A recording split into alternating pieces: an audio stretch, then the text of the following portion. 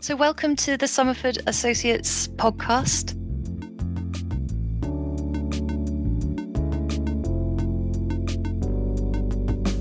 We're doing a series talking to our partners about technologies and how they're going to help you in the real world. Particularly today, we're talking about 5 priorities for a CISO. And I've invited along Matt Locke from Varonis to talk through what the 5 priorities are. So the aim is, if you're a CISO or if you're in security, these 5 things are probably things that you're discussing and talking about, and this is our take on how to deal with them. Welcome, Matt. Good morning, Anne. So Matt, why don't you introduce yourself first and what your role is and how long you've been with Varonis, all that? Okay, fine. So my name is Matt Locke. I'm the technical director for Varonis in the UK. I've been with the company nearly 8 years now, and my whole career has been in cyber. I've been fortunate to work for all sides of the fence: the resellers, the partners, the distributors, the vendors, the banks and oil companies. So hopefully I can bring some reasonably sound advice to this. Brilliant. And welcome. So I'm really pleased to get you on there because of that background. So let's say, what are the 5 things? Let's just do the headers first. What are the 5 things you think a CISO needs to be focused on? So for the 5 things that I think a CISO need to be focused on are the 5 things that probably the board want them to focus on, which I think is quite an important piece, really. The number one thing is being able to answer quite a fundamental question: is our data safe? We obviously, there are breaches, inundated with breaches on a daily basis at the moment, and it's the number one point. The other one is, if we were potentially attacked or under a breach, will we be able to detect it? Will we be able to respond in a timely and an efficient manner? The other big one is, obviously, when we talk about data, we talk about compliance. So are we able to demonstrate to whichever regulatory requirement that we have to adhere to come knocking? Can we demonstrate that we're handling data appropriately? Do we have a grip on access? Do we have a grip on disposition? These types of things. Number 4, I think, is the obviously the increased adoption of data being put in the cloud. And I think everybody realizes now that the cloud is just somebody else's computer, but in a data center that you don't really manage your own. And so when you start to think of it like that, you have to start thinking, hang on a minute, is this stuff secure? And have we done our due diligence to make sure that it's going to be looked after? Because aren't we putting it in a place where lots of people can get access to it? So that's really high up the agenda, I think, now. And then the last bit really is about is about the budgets and the spend that we spend on security and these types of products and solutions that we put in place. So I have a lot of conversations where they're being asked, we just need to make sure we get value from what we're doing, and we can show it, we can demonstrate it, and it's complementary to what we already have. It's because things are getting stretched, as they always do, on a yearly basis in terms of what we can spend. So those are the top 5 for me. That makes sense. That makes a lot of sense. And I think both Varonis and Somerford Associates, from our experience, we have been talking about these 5 subjects a lot. So I think it would be really nice just to delve into each one and see if we can help, and just insights from other people we've been speaking to on each one. Sure. Okay. Well, how about let's start with the biggie. Is our data safe? Our data safe? I mean, you've got to be a brave person to stand there and say yes, but I think it's achievable. But at the same time, we have to be realistic. The most important thing when you try and answer that question is that you can actually say, hand on heart, that you actually know whether your data is safe or not. We can't presume anymore that we're in a good place because we've put it in a certain repository and we've got this product line and these services, and this is all great and we have to do this, but we have to assess it. We have to run assessments. We have to make sure that we've looked at how resilient we are in the event of a breach. It all comes down to visibility, really. If you don't have eyes on the information that you're trying to protect, how on earth are you possibly going to stand any chance of protecting it, really? But at the same time, just having eyes on it doesn't mean that you're going to be able to find it. You're going to know how to respond to it.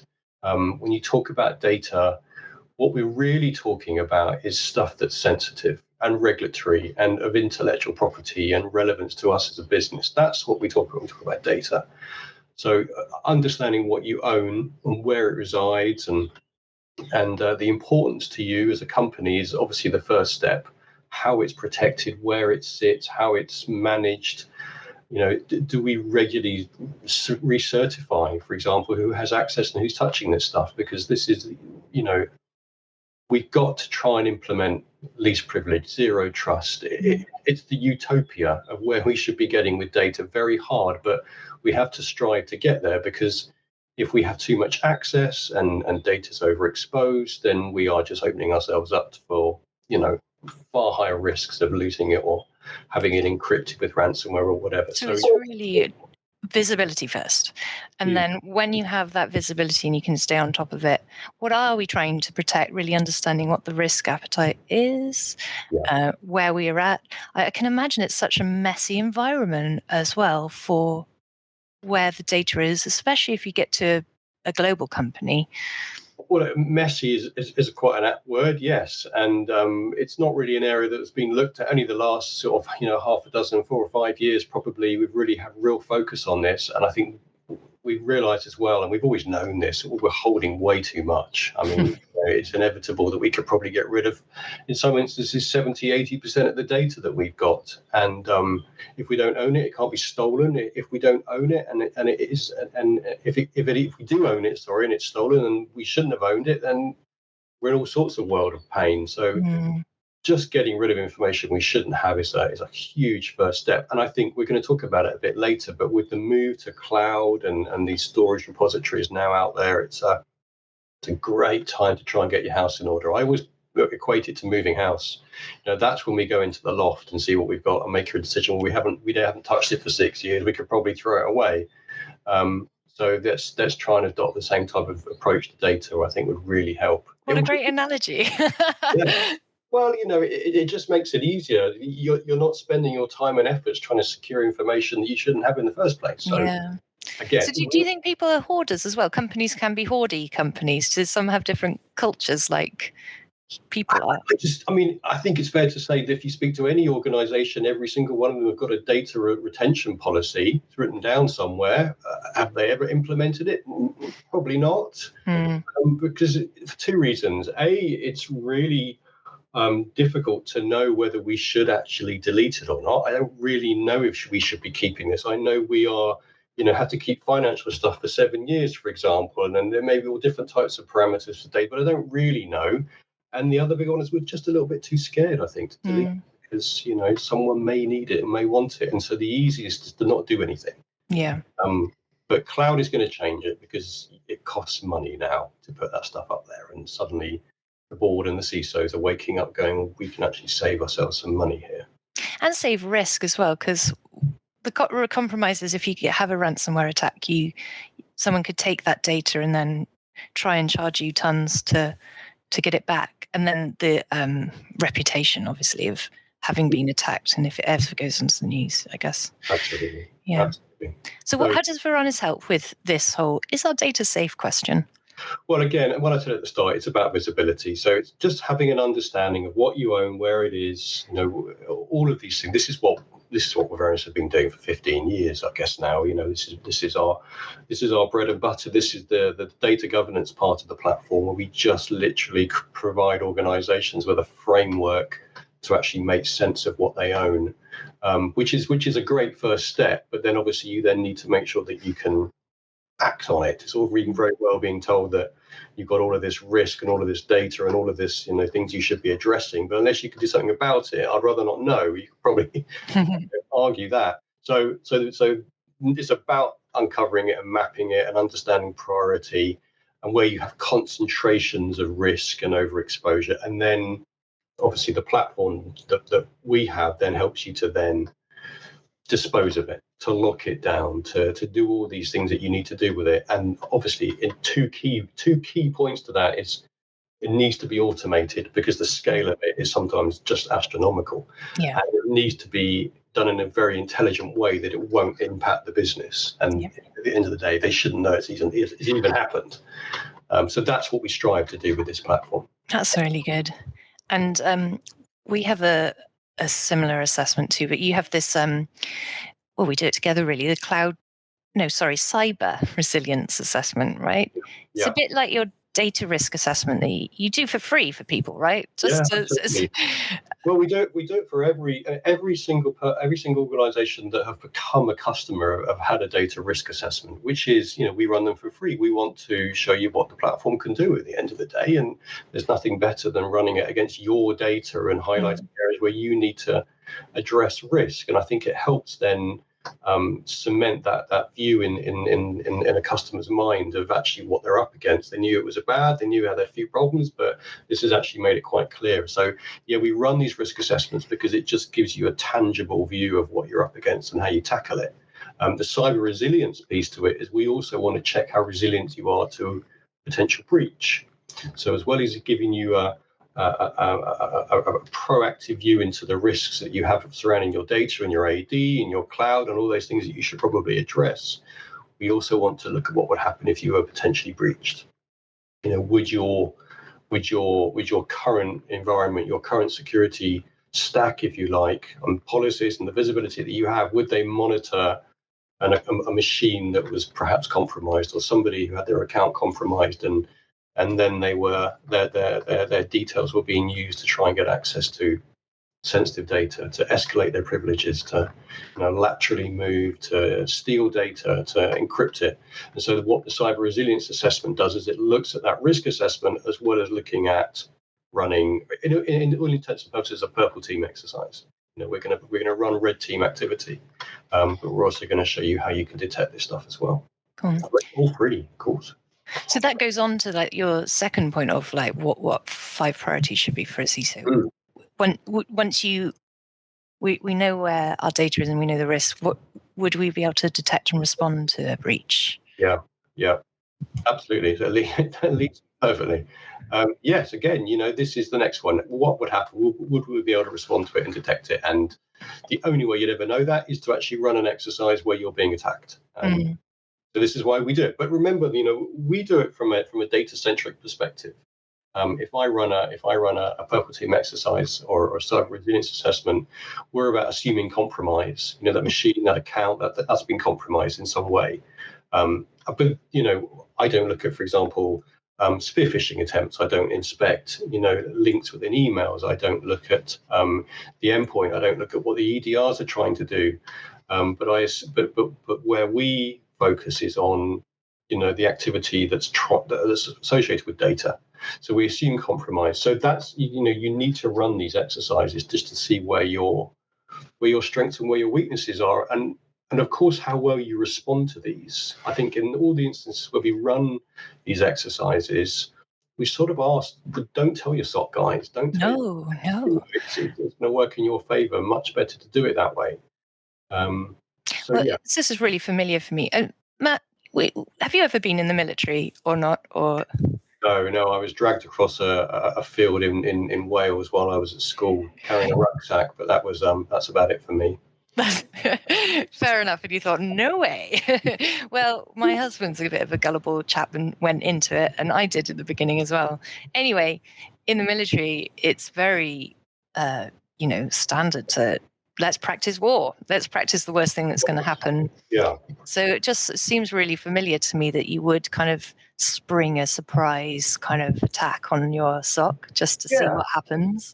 Look, penetration testing and vulnerability scanning has been around for donkey's years. We've been doing this. But I think where it's evolved now, and particularly what we're focused on, is it's internal compromise. Yeah, it's somebody who is legitimately allowed to be on your network, has access to your data, has an ability to authenticate to, a number of different resources internally. What would happen if that account was breached? Would we be able to suddenly spot and identify activity that looks like it's gone a little bit awry to what Anne normally does, for example? So it's a lot more focused on behavior, and this is how attacks are happening now. When when you talk about 0-day stuff, it's pretty rare. We've had a couple recently with obviously the exchange, and then we had Sunburst, and not a lot we could do about those. But the majority of attacks are compromised accounts, misconfigured things like RDPs and cloud repositories, but accounts that become compromised. And so you have to look at how you would be able to detect a legitimate, approved, authorized account, behaving in a way that is just not right. Yeah. And a lot of it's on people as well, because I can imagine you can have all of the perfect tools that could see it, but if you don't end up having a person in the loop who, and with the processes backing them up to know what to do when they see this. Yeah, of course. And again, that comes down to just trialing over and over again these different scenarios to see how well we would A, detect it, and B, whether we would actually be able to respond to it. I think one of the biggest challenges with that, and a lot of organizations are facing this now, is they can be inundated with alerts and things. Everybody's important. Everything's important, apparently. How do you disseminate between things that are actually things I need to go and look at? So your incident response team, I've done work as an analyst. I know how difficult it is to decipher good from bad or priority. So yeah, a key part of that is context. If you're going to alert your incident response team, if you're going to generate alerts or events that they need to look at, make sure there's as much context as they can. You can provide them, because then they know then straight away whether this is a P1 or whatever category you give this, rather than saying, well, this has happened, but what else has happened? Has anything else happened that means that this is bad? Because this is just something that somebody might have done. Somebody might have used their admin account. If they're an IT person, for example, quite often have 2 accounts. They've used their admin account to open up a file, a Word document or an Excel spreadsheet, which they shouldn't really do. They should be using their own account. Now, do I send an alert on that? You'd probably be a brave person to do that, because we all, human beings make mistakes. But if that admin account is then being used to do other things, and the type of data that they're opening is sensitive, then you start to worry. Yeah, and they're doing it at a time that's weird, and they're doing it. If there's more context, then I'm going to be quite confident that when I send an alert, it's something you need to look at. Yeah. This is I'm nodding away, no one can see because we're just recording on audio. We've done some work with quite large financial institutions in their SIEMs with Splunk and using correlation searches, using a bit of machine learning or risk-based alerting to sort of try and tune down the alerts and hone it to like important ones. Yeah. And it's an art form, and it has to carry on and on and on. You can't just get a consultant in to just do it once. You have to like look after it as well. Afterwards. Yeah. Okay. Well, that's certainly something to focus on for sure. And then 3, can we demonstrate we are handling it in an appropriate way? And this is more like managing up from what you were talking about earlier when you introduced it. Yeah. Well, managing up and managing laterally as well, of course, because data it used to be in the hands of IT. Yeah, going back, it used to be the infrastructure people that would look after it. We've moved on dramatically now. A, they don't know whether it's important or not, and B, they've got other things to do. So data is now in the hands, it's responsibility of compliance teams, the legal teams, the data protection officers, even the business. I mean, if you haven't got the business involved, you are going to be pushing against a closed door, I'm afraid. But of course, the board are also being told regularly and bombarded with, if you get fined, you'll lose your job and it's on your shoulders and you have all that responsibility. So suddenly everybody now has a vested interest in this. And this is why the ICO put together things like GDPR, and then there's obviously the California Privacy Act, and there's lots and lots of privacy acts all popping up all over the world now. And they're all fundamentally, quite very similar. And what they ask at the end of the day is that an organization can demonstrate that they have control over the data that they're handling, that they are able to show that they have the right processes in place to process the data, but also delete it and remove it if we don't need it anymore. How it's secured, how it's managed. We should all be able to demonstrate this almost instantly, and if we can't, then I think it's fair to say that the ICO they're probably within their right to say you should be doing a better job, and if you don't, we're going to slap a fine on you. They don't want to fine people; they want the data to be secure. That's but again, it comes down to visibility, but it also comes down to making sure that you're identifying it, you're giving it a level of classification. I mean, you spent time in the army, you know what levels of classification are and who's privy to seeing what type of information. It's exactly the same for data. A lot of organizations are now looking to implement things like tagging and labeling of files, which has always been a nice to have, but a huge job. So that I think is really key, particularly if we're putting stuff in the cloud. Yeah. Security. Does it do it automatically, Varonis? Does it tag it as, I don't know, secret or whatever? We can. So we have a number of integrations with tagging providers. I mean, so Varonis themselves do the discovery piece. So often we will identify whatever it is you want to go and find. We do it very quickly, very accurately, of course. But the actual labeling, the injecting of an actual label, we don't do that because there are other companies that probably do it better. So Microsoft now include it as part of their MIP. You can define labels, and there are other vendors out there that do it as well. So we can find it, we discover it, and then we can then say to these like MIP, you need to inject this label. You need to go and mark it and tag it with this level of classification because of what's in it. And that is a game changer because otherwise, where are we? We're relying on the employees and the business to go and label the data, and that's never going to work. Well, it may work for some, but I don't think it will work for all. I mean, you can train people, over and over, and when you're faced with a document that you've written and it contains sensitive information, you will always err on the side of caution. But if that's wrong, then you risk the situation where if you wanted to share that information, particularly externally or with other people in the business or third parties or whoever, and it's being labeled in a way that doesn't allow that, you're going to affect productivity. The complete flip of that, of course, is that it's labeled as public or non-private, non-confidential, and it can be shared externally. So labeling is a fantastic way of implementing policies, but it's got to be done in the right way.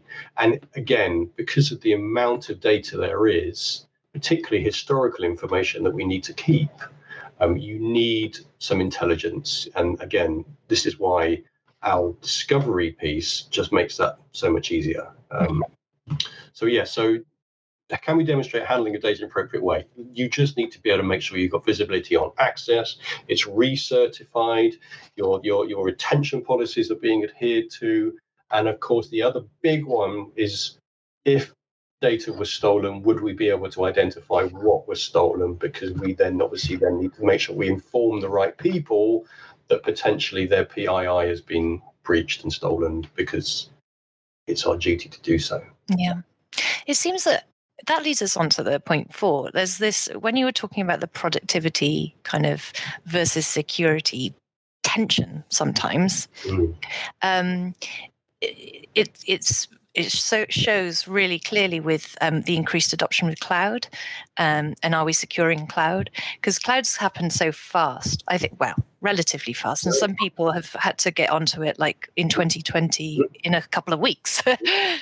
So it's almost like that was productivity prioritized, and now everyone's got to secure it as well. Yeah, I know. I mean, when the pandemic happened, the move to cloud platforms was just unbelievable. No one ever imagined that, 3-year projects that we had were suddenly being done, like you say, in 2 or 3 weeks. It's just craziness. And I know security was somewhat sat back whilst this was all happening, sort of chewing their nails down to a certain degree, worrying about the implications of what we're actually doing here. But the most important thing is that we as a business have to function. We've got to get it out there, and people have got to be able to work and collaborate. And it was very successful. And then obviously once that had happened, then security and governance are starting to ask questions. And rightly so, absolutely rightly so. And if you're not, you should be, definitely. There so many breaches are happening in the cloud now. I don't need to go through them, but it's a server that's on the internet and accessible 24/7 to everybody.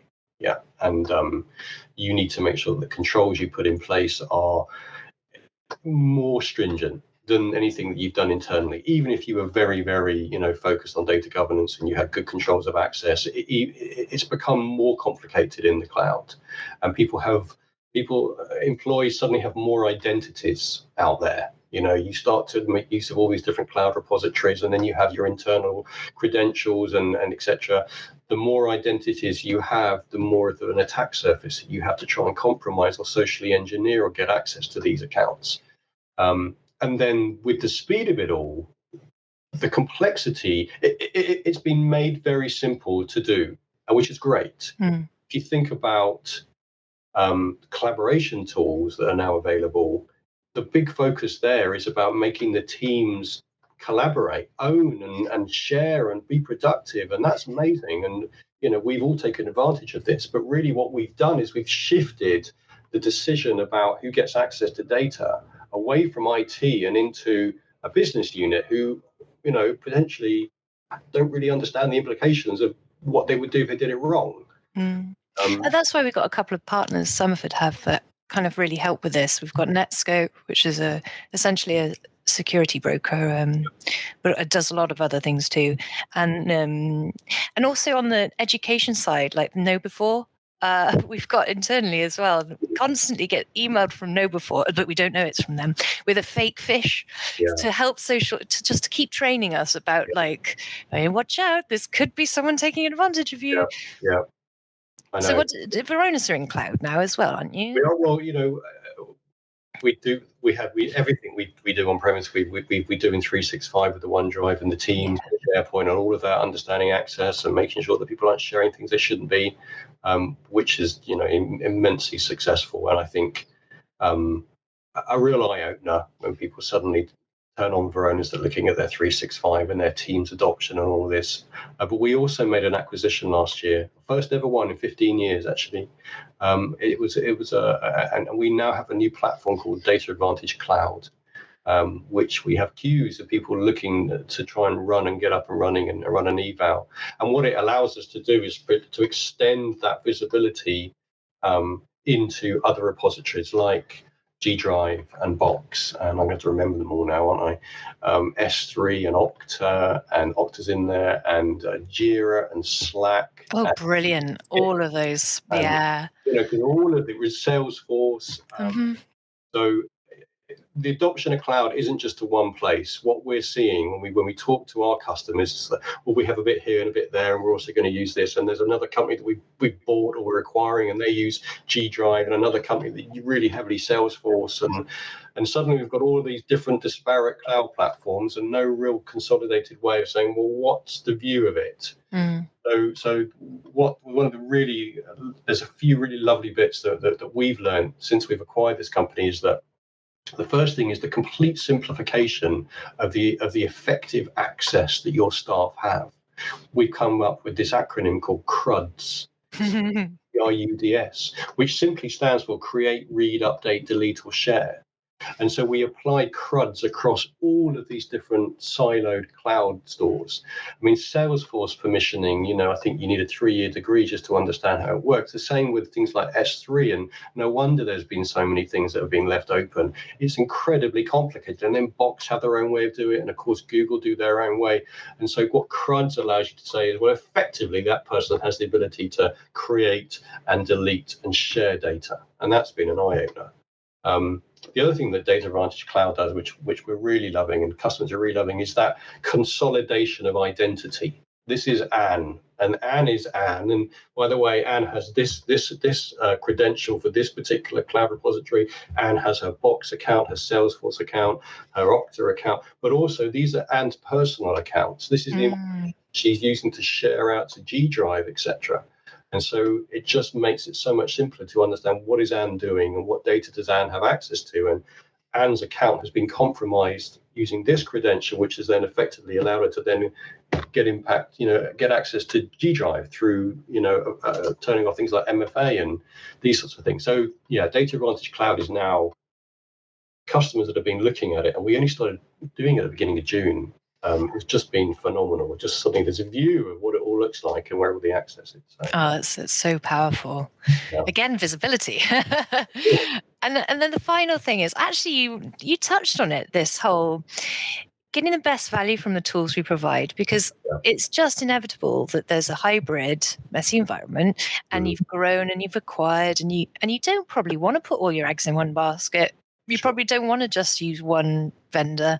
So there is a big messy environment, and also the security tools, I have to say, are really hard to negotiate and work out what they do, because everyone has a sort of overlap. Of course. And like, I mean, I completely empathise with anybody who suddenly says, right, I need to secure my cloud. Do I dare Google that? Because what would I get back? You know, it's something that we get asked every single day to make sure that we're proving is that they're getting value, and they can demonstrate and evidence success in the investment that they've made. Because if you can't do that, then we're in this world of insurance, and I talk about this a lot. You know, security is like insurance. Nobody likes that analogy. Nobody's like spending money on insurance, whether it's a dog, a cat, or a holiday. And the same thing can be said for security. So how do I know this is doing what it says on the tin? Again, go right back to the start. Run your risk assessments, run your resiliency assessments, make sure that they're actually doing what they're supposed to do. But also, in some way, if you can, and we're very lucky in this instance, but tangibly show that there's been a risk reduction, tangibly show that we've sustained that low level of risk. If you can do that, then when it comes around to those decisions about whether we want to continue investing in this platform, then it's so much easier to make a decision. Well, if we didn't have this, it's very likely that the risk would increase, but most importantly, we wouldn't have visibility of the change, and so we're somewhat in the dark. So again, it comes down to data. Data for me is, you know, the top of the list, and we need to make sure that we have all that visibility that we need around the data. So getting value, getting a return on your investment, these are conversations that improving it. Improving it, of course, every single day. So it's really important that you're asking those difficult questions of your providers to make sure that they're giving you. And we can help with that as Somerford. Because we've had so many conversations with people about how their tools are interoperating. I don't know. God, that's an awful American word. We call it a cloud security assessment, and just can give you a kind of a view on that and just help you out, really. No sales shoved down the throat, just as a kind of trusted advisor sort of position that we are privileged to have on some people. This was exciting, and I definitely not qualified to be a CISO yet or anything, but certainly I hope it rings true for people who are already in that kind of position in cybersecurity. And in fact, if you're listening and we've missed out something, or that you think, how do you deal with this thing that I'm grappling with? Just get in touch with Matlock or I, and we'd be happy to have an informed discussion with you. Probably not me, actually. Get in touch with me, and I'll put you in touch with our security experts. But so what are the next steps for a listener from Varonis' side? What would you suggest? Well, I mean, run an assessment. Why wouldn't you want to know? I mean, you know, about time, if we're not already, get our heads out of the sand and find out what we're up against. So I mean, I would advise every organization to think about how we can run some sort of assessment, data risk assessment, a purple team, cyber resilience assessment, all of these things. We do them for free. So we'd love, you know, to be a customer, but really, it's, you know, if it was me, I would certainly be taking advantage of this. Because, why not? Yeah. Cool. So next steps, get in touch with Matt. We can do a CRA for you, or one of these things. Or with us, and if you're interested in our cloud security assessment, that's there too. And unless I hope this podcast helped you. Thank you, Matt, for spending the time to explain those points so clearly. I'm sure we'll speak again soon. Absolutely. Thanks, Han.